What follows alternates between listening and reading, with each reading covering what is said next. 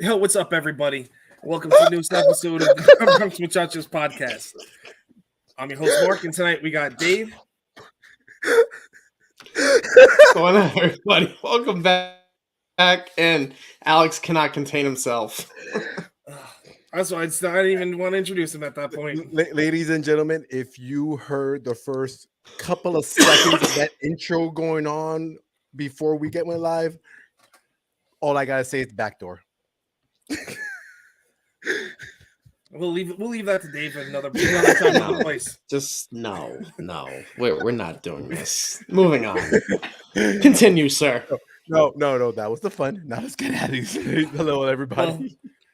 Well, since we got everybody's attention, you know the drill, fellas and ladies. So rate, subscribe, like, review, all that good stuff. Apple Podcasts, Google Podcasts, Spotify, iHeartRadio, Amazon Music. You know the drill, guys. Everybody do the same thing.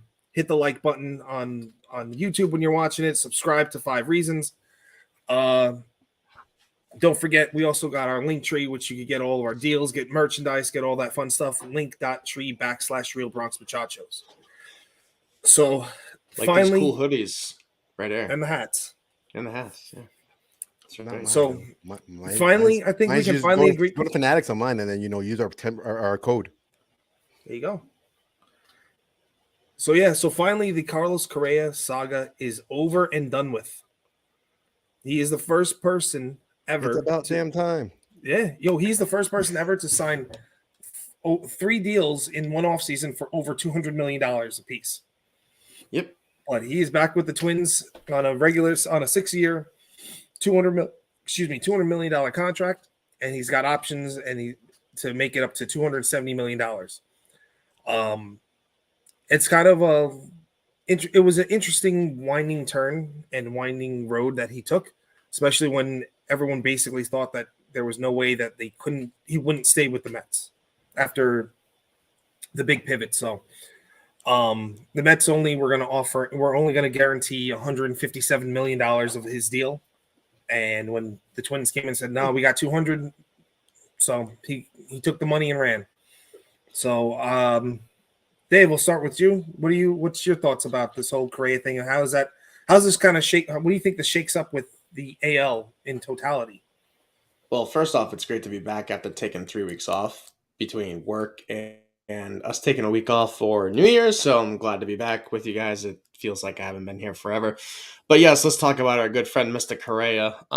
He's the only person in MLB history to sign deals worth 31 years and $865 million in one offseason. That's what these deals totaled. I look at it this way. I kind of call it karma. I feel like this is the universe paying him back for his roles in the cheating scandal with the Astros in 2017 and 2019. Just my take on it, perhaps. I really don't think this moves the needle for the Twins at all. It's one guy. They've literally signed 2 people this offseason, Christian Vasquez and Carlos Correa. That's it. For the AL Central, I mean, it's kind of hard to gauge where that's going to end up because those teams are just so bad. I can just see the Guardians winning the division again this year. But hey, the Giants obviously got scared off by his injury history. Granted, the injury in question happened before he broke into the major leagues. It was in 2014, before his rookie season in 2015. And it was enough for the Mets to go, hey, let's pump the brakes on this. And I had no idea that they were only guaranteeing $157 million of that contract. So that's interesting to find out as well. But I really don't think this moves the needle for the rest of the American League. I just don't. It's one guy. He was injured throughout the year last year, batted .291, hit 15 home runs. I mean, I don't think it really moves the needle at all much. Now, if he had gone to the Mets, I would say that definitely moves the needle. If he went to the Giants, I don't think it would have done anything either because it's one guy and they have a lot more issues than just adding a shortstop at that point. The Giants need pitching. They need defense. They need a lot. But if he had gone to the Mets, I think that would have made a bigger impact than him going back to the Twins, especially with the amount of pitching the Mets acquired this offseason between Senga and Quintana and Verlander. So That's my thoughts on Correa. Well, I mean, with the Mets pitching, I mean, their top end is good, but I still don't think they're going to give you 30 starts per. Like, I don't think Verlander, and I don't We'll think, see. I don't think like they're both. You got 40 and 39 years old. I mean, and Scherzer he didn't give you 30 starts last year. I don't think even Verlander. I don't remember what Verlander did because at some point I think the Astros did a 6-man rotation for Verlander to make sure that they could be well rested for the postseason. Senga's not really moving. I don't know. I mean, I know the Japanese guy that the Red Sox got didn't move the needle at all, and everyone was wondering what they did there. But Senga, I think like first couple of years, he's going to do pretty well, especially just everyone trying to figure him out. But the rest of the Mets rotation, I'm not really worried about. So I mean, luckily, but I agree. Play them. We don't. Have well, to you got to play. them, We got to play them twice. We got to play them 4 times this year. Well, I don't know how it's going to shake out now with everybody playing each other. I don't know how that's going to shake out. I haven't really looked at the schedule yet, but we'll see. They're never going to. But baseball's never going to get rid of the Mets. A rivalry like that.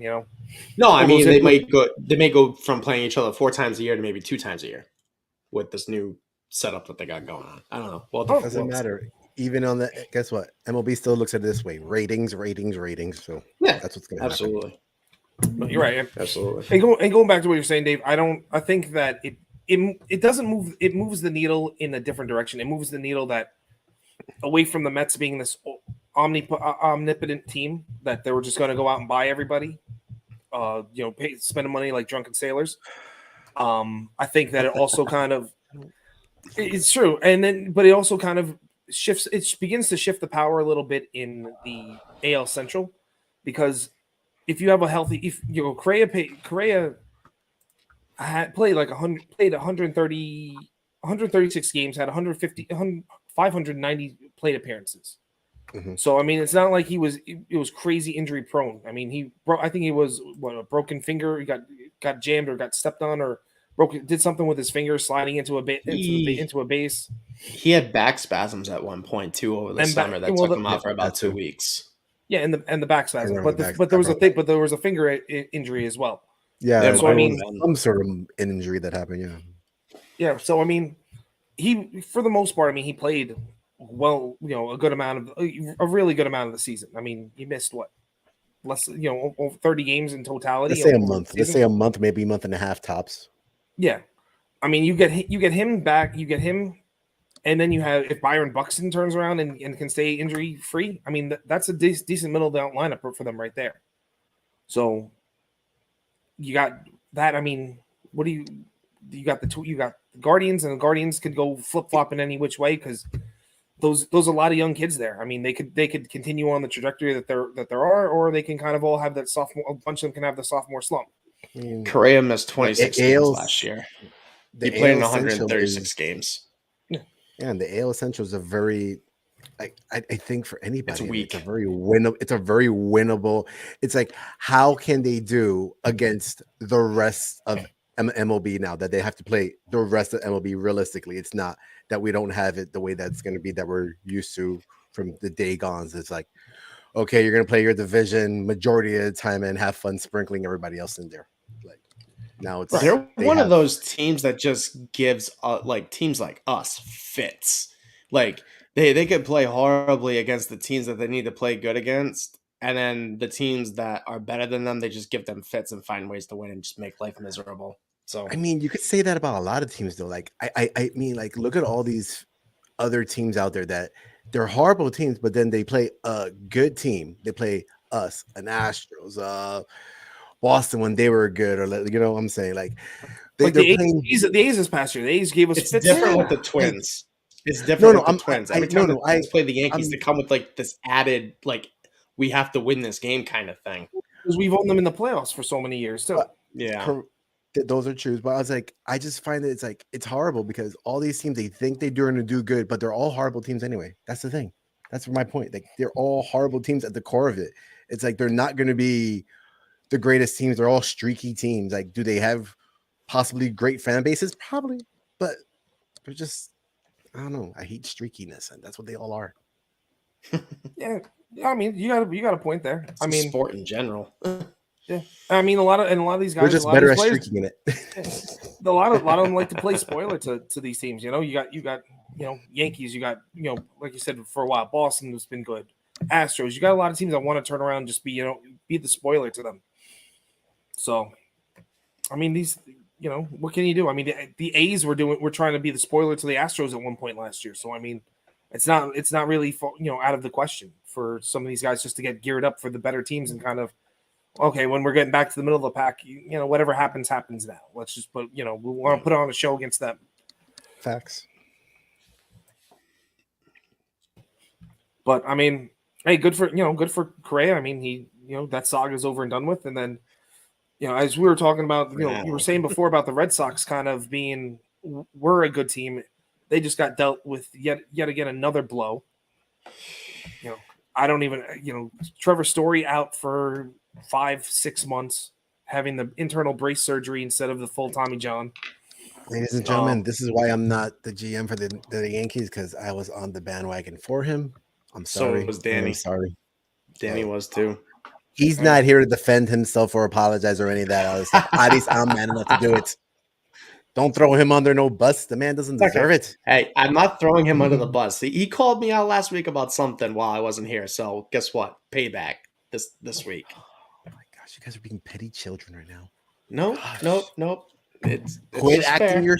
It's just you two need to it's quit just acting business. your shoe size and act your age right now. It's just business. No, both of them Just are the business. young ones on the podcast, so They are, right? they're the young. Zip They it are old- the young zip it bucks. old man. You and me are just being Not by old much. with our gin and tonics on the pension. I just Whatever. Get off my lawn. That's where we're at, Alex. Get off my lawn Whatever. stage. Moving on. Moving look on. behind me. I got enough. I can go. But yeah, I mean, Trevor Story, that was a crazy contract that he signed with the Red Sox last year to begin with, and all of his metrics weren't. It was you're telling me you want to buy? He was what, 7 for 142 if I'm not mistaken or something like that. It was 6 for 142. So would you? Yeah, would you have spent 142 million on him after the years he was? If you remember correctly, I was on Team Correa when this shortstop thing was going on last season when Baez and Hey. and Story. You are in no area to be talking then. So why don't you Pump the brakes. Pump the brakes. This was before we knew what Oswald Peraza was. And we were also talking about last season, who would we want? Baez, Correa, or Story? I believe those were our 3 options to bring in. Yeah, because I was the one who wanted. I Seager. wanted Seager. That was the one I wanted. I wanted Seager on the team, but he was the first one to sign. I didn't want to sign Trevor Story at all because let me break it down for you. His injury history scared the living daylights out of me. Okay, so going back to May of 2017, left shoulder strain, 10-day IL. 2019, sprained thumb, 10-day IL. June 10th of 21, right elbow injury, 60-day IL. That's where the problem started with his elbow. And then you had a hand contusion last July, and then a heel contusion in September that took him off the field. This guy's elbows, fingers, heels, any kind of extremity is like a sheet of glass. And now the Red Sox have really backed themselves into a corner with not re-signing Xander Bogaerts, which is a complete travesty in my opinion. How you just let that guy walk out the door without trading him last year, getting something back in return for him, because now your top prospect, Marcelo Meyer, is your only shortstop option. He only went as high as high A ball last year. Now you don't have anybody to play shortstop.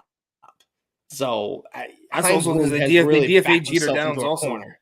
Yeah, and then they cut Jeter Downs, who just got picked up by, I think, the Nationals. So Chaim Bloom has really backed himself into a corner with this one, man, for sure. Let me ask you this.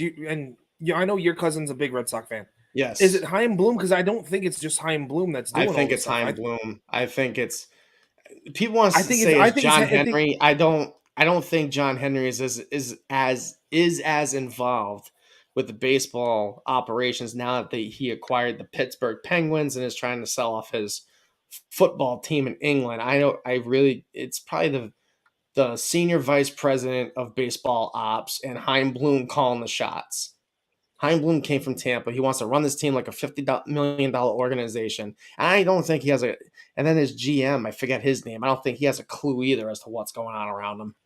So Well, the GM doesn't. I mean, at that point, the GM doesn't really have the power. But I did listen to MLB on Sirius XM, and they all have said the following things: that from Ben Sherrington on to Chaim Bloom, at some point, everybody's been in lockstep of what ownership wants. Ben Sherrington was told that can't spend money. He didn't spend money.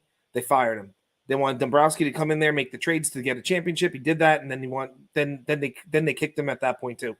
They're telling Chaim Bloom we can't do this, we can't do that, we can't do the other. And I think the only reason why they ever gave the Devers contract is because they were getting too much bad publicity up there and couldn't afford to lose him. So, and they realized they made the bad move of signing Trevor Story to begin with instead of extending Devers. Or I'm sorry, extending Bogarts when they could have extended him like a year earlier. But either which way you talk about it, I don't think that Chaim Bloom has the autonomy to do every little thing. He's been told we're not keeping Betts. You got to get rid of Betts. So he took that one on the chin. He's told that I think he was given the mandate of, okay, we're going to extend Bogarts another year for what, $30 million. That was the big extension that they were going to give Xander Bogaerts to not opt out and to keep with the contract and get another 1 year added to it. That's coming from those kind of figures. They're not coming from him. They're coming from high above. So they're all, as much as we as Yankee fans were yelling, screaming, and trashing Hal Steinbrenner for not spending money. It's the same thing with John Henry. They're in the same boat, and now they kind of shot themselves in the foot because I feel like the Red Sox though are more micromanaged than the Yankees. At this point, I could see that going on. They are definitely the Red Sox are definitely taking that small ball club approach to it instead of where they have a big pocket and a big wallet to go at it. And I don't know what's going on. We don't know what the finances realistically are. We don't know if they're making wrong bets or whatever. I don't know.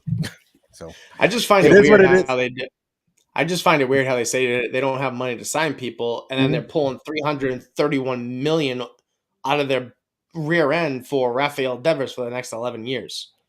Like, you obviously have it somewhere. Like they do.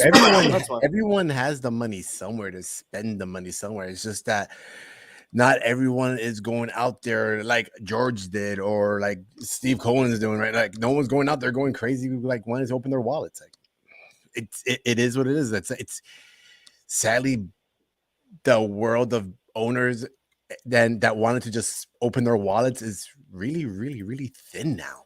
I mean, the Padres did it for the last couple of years. Look at how much money they spent over the last 3 seasons. How long is that going to last? It's not sustainable. It's not sustainable the way they did it either. Like it's really hard to find that middle ground that you're either going to go full in or you're going to or you're going full like I'm saving it all for a rainy day type of situation, and that's what it is. It's both two extremes going on.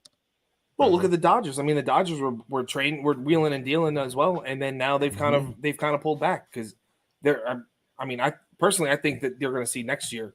Let's not going crazy off topic, but next year is going to be a fight between the Dodgers and the Mets for the services of Shohei Ohtani. I think those are the only two teams that are in the mix for that guy. But too early to really know who's in. Who that's what I'm saying. That's we're going down. That's going down a different rabbit hole. I'm just saying, going back to Dave's point, you're right. The Red Sox have zero capital and zero people ready to play shortstop for them. What are they going to do? Bring Kike Hernandez in, a Gold Glove caliber center fielder to play shortstop? I mean, they could. He was a second baseman. Yeah, but then you're going to turn around and leave a hole in center field, which is equally as important. Really, they got it. Their number 3 prospects, Cedane Rafaela, is a center fielder. I don't know how high he got last year in the minor league system, but their number 3 prospect is a center fielder. Yeah, their number 3 prospect isn't, but he's a slap hitter. He's not going to be providing you that much. You know, their Red Sox farm system is not really deep and not really that good. I didn't say it was a good option. I'm just saying I'm saying option. They have an option, but why would you take a proven entity that is Gold Glove caliber out of his natural position? What are we putting IKF at shortstop again? If they were to do that, though, I could definitely see them signing somebody like Kevin Pillar to play center field, or some other outfielder that's out on the scrap heap right now that hasn't been signed, that's still a free agent. So there are still outfielders out there on the free agency market. So I don't know. We're not a Red Sox podcast, but no, it's kind of like one of those things. It's kind of funny, but not funny at the same time. Like, haha, it happened to the Red Sox, but like, man, this really sucks for them. You know what's funny though? You know what's funny? Bauer, he's now free. That is true. Bauer was fully released today, so he can. You know, Red Sox. I'm sorry, not Red Sox. We're talking Red Sox too much now. Dodgers. Hey, they're picking up. I mean, they need pitching too. Yeah, but what I was going to say is the Dodgers are picking up $22.5 million of his deal. I mean, that's with him. Yeah. That's with him having to eat a month and a half or something like that of money. So I mean, or 30 days of money. So I mean, it went from like $32 million down to 22.5. So he's still getting paid. He's still going to get paid, and he can go out for the league minimum at $720,000. So all right, as Dave eloquently put it before, I was going to say Dave eloquently put it before. We're not a Red Sox podcast, but since we're a Yankee podcast.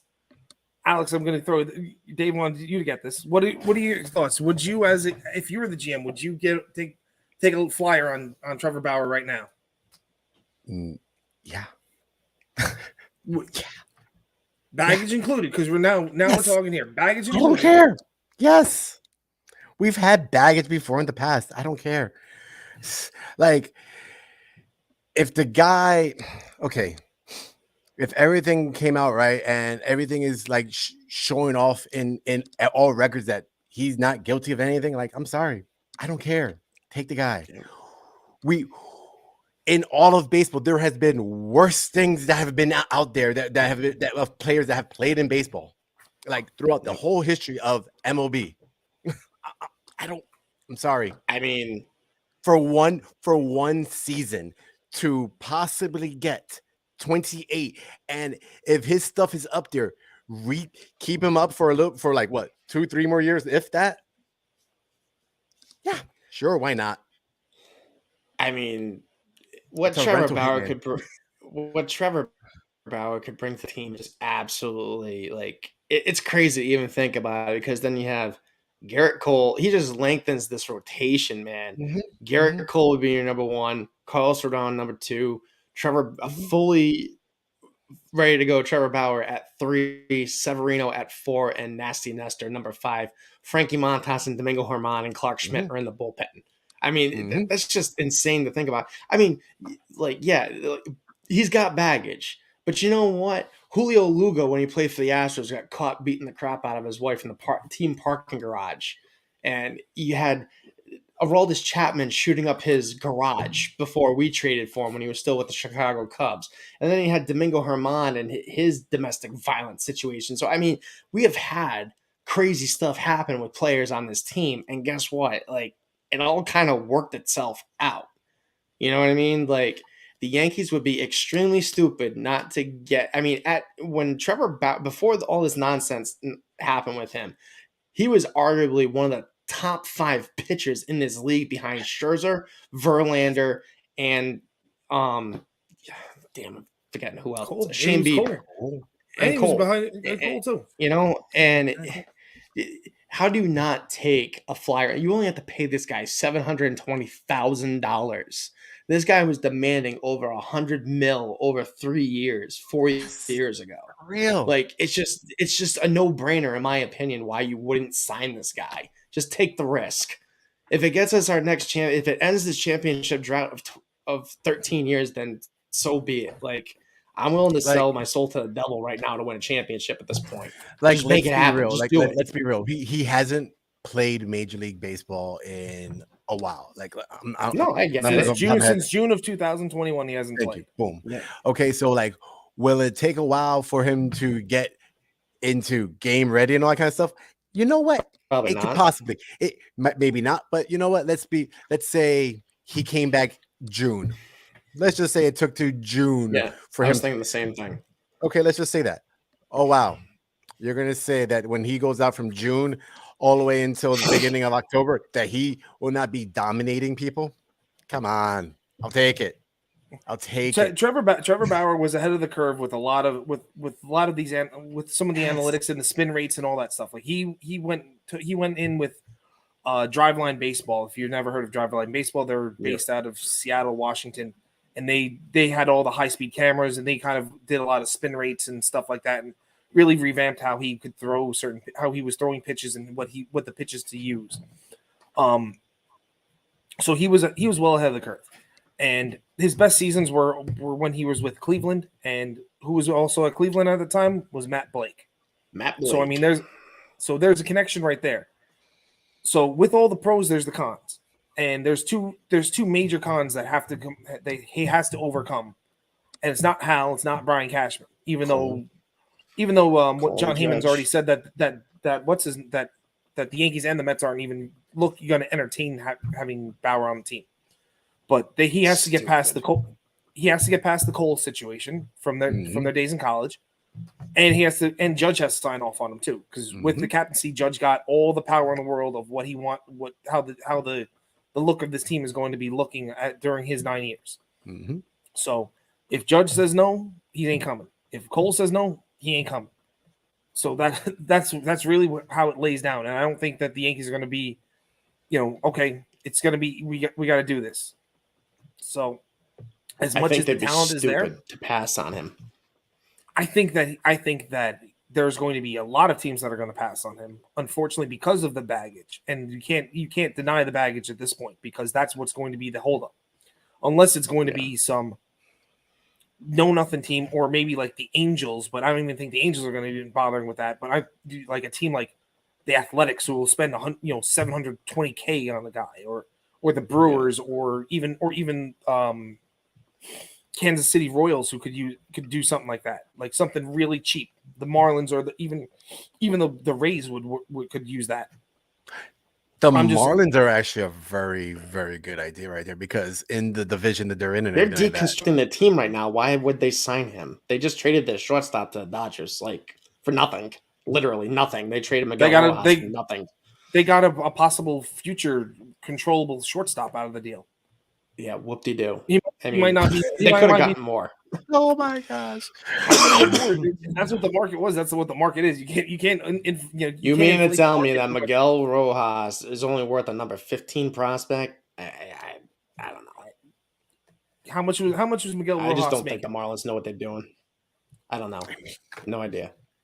Probably league minimum, maybe a little bit above league minimum. Okay. Unless someone else has got the numbers.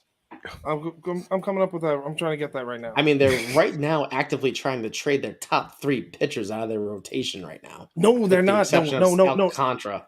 They are talking to any of the pitchers that are on the roster except for Sandy, and that's where. But they're not. But it has to be for a good thing. So Miguel Rojas has got 5 years left, and he's a free agent after this year. Why not get rid of the $5 million? 5 years. $5 million. That's it. He's a free agent. He's a free agent after this year.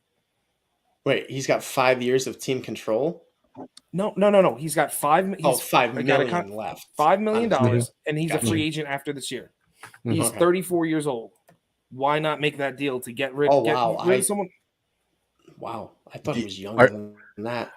I think Davis changing his mind now of that whole trade. I think he sees it as a good trade now. For some reason, because I don't follow the Marlins, dude, I thought this guy was like 24, 25 years old. I had no idea. No, you're thinking of Jazz Chisholm. You're thinking of Jazz Chisholm. No, I literally thought Miguel Rojas was a lot younger than that. Nope.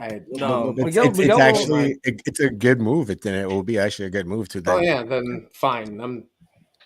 Help him out. Whatever. I ate crow. What are you But gonna like, we're saying, but back before we got derailed. Like, yeah, like for example, like them, a lot of teams that are small market teams that are there for playoff berth, but not there because they need maybe pitching to help them win 20 games ish, 20-ish games. Like, yeah, that could help out. That could be, he could help out for a lot of teams, but like Mark was saying, are they going to do it, or do they want to take that baggage? That's the big question. Well, going back to what Mark was saying, also too, Alex, talking about like Cole and Judge signing off on it. If I'm Trevor Bauer and my professional career is holding on by a thread, you swallow your pride. You just put your head down, nod, and say, "I will do whatever you ask me to do," and keep your damn mouth shut. We all agree. Oh, yeah, I was 100%. military. You're So- military. Mark, he lives military life over there. Let's be real. We all know the deal. It's called shut up, get in line, and do as you're told. Follow the orders. Exactly. And the rumor is that, and to go back, the rumor is that Cole will do whatever it takes. Go to meetings, go to see therapists, do whatever, take personality tests, do all that stuff. You mean Bauer? Oh yes, I'm sorry, Bauer. Correct. Bauer would do all that stuff. Cole doesn't need to go no personality test. Well, he's a little crazy sometimes. That's only when. No, he knows. Cole does need to see a therapist because he gets in his head too many times on the mound. Cole needs to see somebody for when we go 5 minutes over start time. Yeah, just don't let Billy Crystal into the stadium. Throw him off his game. But yeah, no, but you're right. But Bauer was going to do all that stuff, but it doesn't matter because if Judge don't want him, he ain't coming, and Cole still don't want him because Cole doesn't like him. So yeah, from their days back at UCLA, we'll see what happens. UCLA. I'm just waiting for spring training, dude. I'm done with this lame duck period of nothing happening. It's kind of boring now, actually. Yeah, well, I guess one good thing to say right now, I guess before we get off, congratulations, Aaron Judge, getting the key of the city, sir. Congratulations. Yeah, he got the key to the city. He did. Eric Adams made sure he got that. So, congratulations, sir. Mark. Yeah, I think that's going to do it for us tonight. Yep.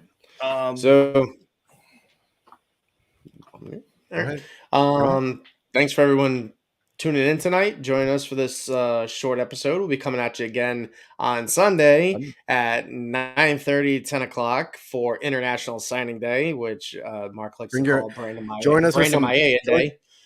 Join us with some eggs and bacon, everybody. Yeah, get your eggs, get your bacon, get your Bloody Marys and mimosas, and handle of vodka if that's what you're into.